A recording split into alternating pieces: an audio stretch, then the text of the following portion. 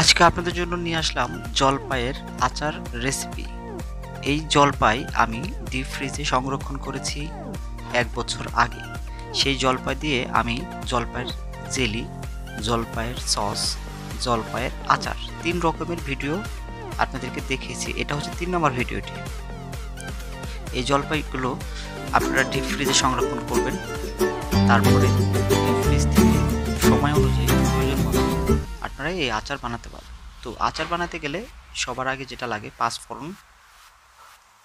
আমি সরাসরি পাঁচফোড়নটা নিচে তৈরি করছি।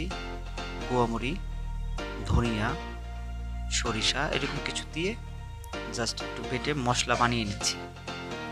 হ্যাঁ, কেউ আবার পাঁচফোড়নে কালি জিরাটা বেশি দেয়, কেউ মেথিটা বেশি দেয়। আমি মেথিটাকে বাদ দিয়েছি। তারপরে আচার বানাতে হলে আপনার রসুন প্রয়োজন মতো দিতে হবে। রসুন থেতলে নিব। থেতলানো রসুন সরিষার তেলে দিয়ে আগে গরম করব। যখন এটা একটু ভাজা হবে, মানে একটা ঘ্রাণ আপনার নাকে পাবেন, তখন পরবর্তী জলপাইটা দিয়ে দেবো এর মধ্যে। তবে চেষ্টা করবেন সরিষার তেলটা যেন পিওর হয়। তো এই জলপাই থেকে আমি ২ ধরনের নির্যাস নিয়েছি, একটা সসের জন্য, একটা জেলির জন্য। দেখুন জলপাইয়ের কালারটা কিন্তু একটু ডার্ক হয়ে গেছে। এর মধ্যে দিয়ে দিচ্ছি চিনি। চিনিটা আপনারা যেভাবে যতটুকু মিষ্টি খেতে চান, কেউ যদি ঝাল খেতে চান সেই অনুপাতে আপনারা মরিচ দিবেন।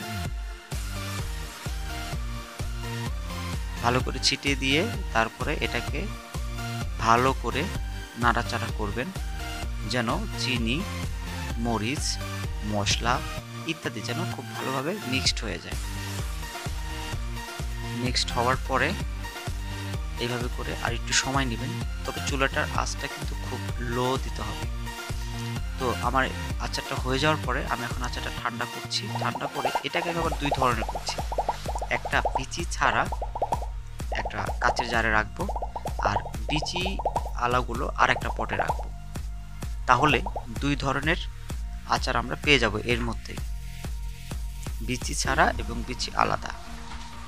এটা আলাদা করে নিচ্ছি। তবে যারা বেশি দিন সংরক্ষণ করতে চান অবশ্যই ভিনেগার ব্যবহার করবেন।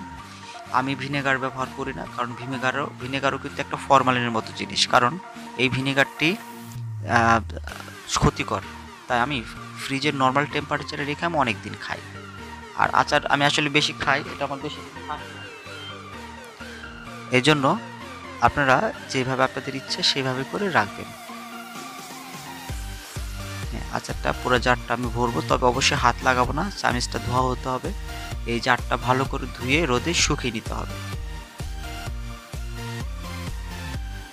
ওকে, আমার এটা ভরা হয়ে গেল। এরপর আমি খুব সুন্দর করে আপনাদেরকে দেখাচ্ছি।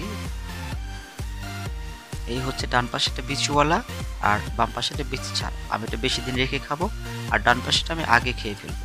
তো এই হয়ে গেল আজকের জলপাইয়ের আচার। আপনারা চাইলে এইভাবে আমার মতো করে ৩ ধরনের আচার বানাতে পারেন। Thanks for watching. নেক্সট ভিডিওর জন্য অপেক্ষা করুন।